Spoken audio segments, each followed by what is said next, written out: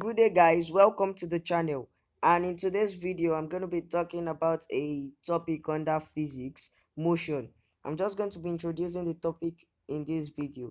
I'll do just more justice to it in my subsequent videos which I'll be releasing later. Please do good by subscribing to the channel and liking these videos, and please you can also drop down in the comments more videos you want to see, more topics you want me to trash out.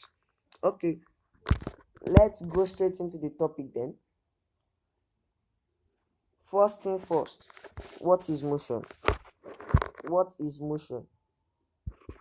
Motion can be defined as the change in position of an object.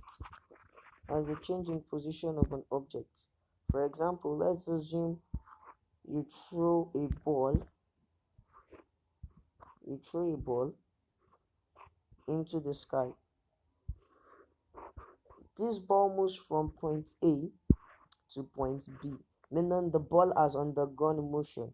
Or a vehicle travels from point C to point D. As far as the position of the vehicle is changing, the vehicle has undergone motion. So I think you guys should understand what is motion now. Okay, there are various examples and types of motion. There are various types of motion.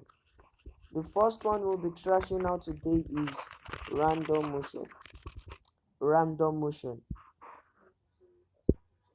are going to be talking about random motion.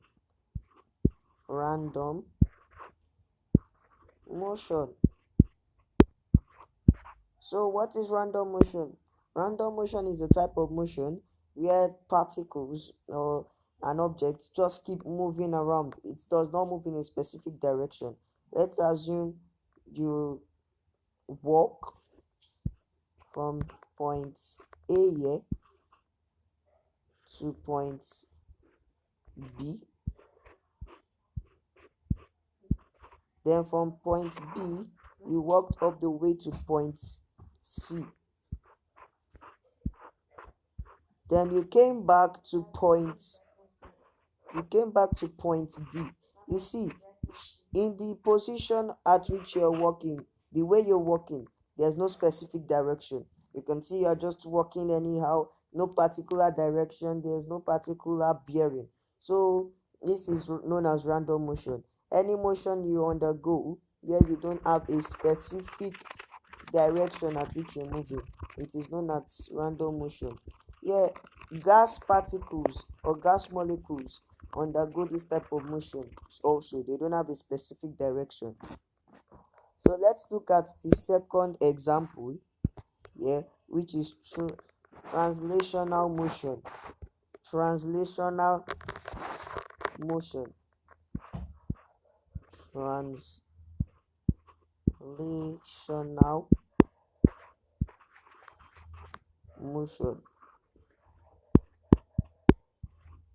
In this type of motion, this involves a vehicle or an object moving from one point to another on a straight line. Let's assume this ball rolls from point A to point B. It has undergone translational motion because it's moved straight. Or let's assume you are running 100 meters race and you start from 0 and move. This is your finish line. As far as your 100 meters is straight, because you're running on a straight line, you've undergone translational motion. Any motion that involves you moving on a straight line, it's a translational motion. Yeah, it could even involve a vehicle moving on a straight line. As far as it involves moving on a straight line, it is known as translational motion. So we move into the next type of motion we have here, and that is rotational motion.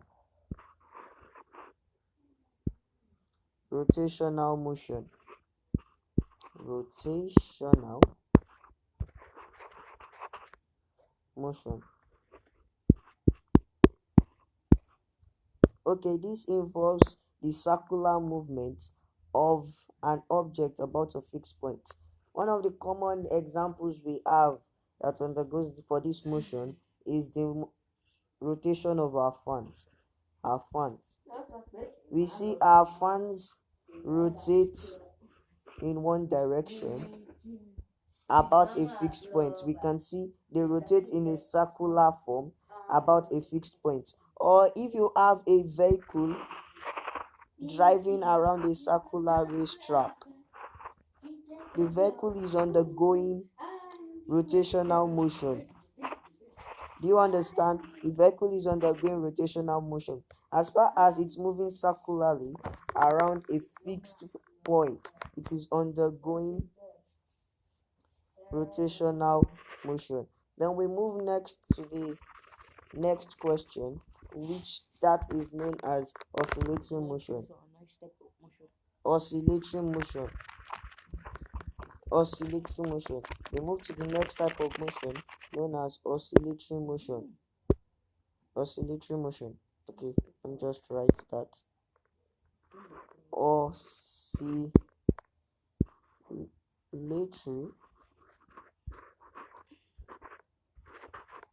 motion. Oscillatory motion. What is oscillatory motion? Oscillatory motion involves the to and fro movement of an object about a fixed point. Yeah, when an object moves about a fixed point, it's known as oscillatory motion. For example, let's assume we have an angle here and we have this ball over here, and the ball moves in this direction and in this direction. You can see the ball is still about this fixed point. This mass is still about this fixed point, but it's moving to and fro, so we can say it's undergoing oscillatory motion here. Oscillatory motion. But let's just look at a guitar string. Let's assume this is your guitar. You have a single string in your guitar. Sorry, don't mind my drawing, please. Once you pluck this string, the string comes down and goes up to create sound, but it is still working, it's still at a fixed point, it's still moving about a fixed point. So that is known as oscillatory motion. The final example of motion that I'm going to be talking about in this video, that is relative motion. Relative motion. And this motion, unlike other motions that we've been talking about, this motion involves two objects. Okay, let's just write that out. Relative motion. As I said, this motion involves two different objects.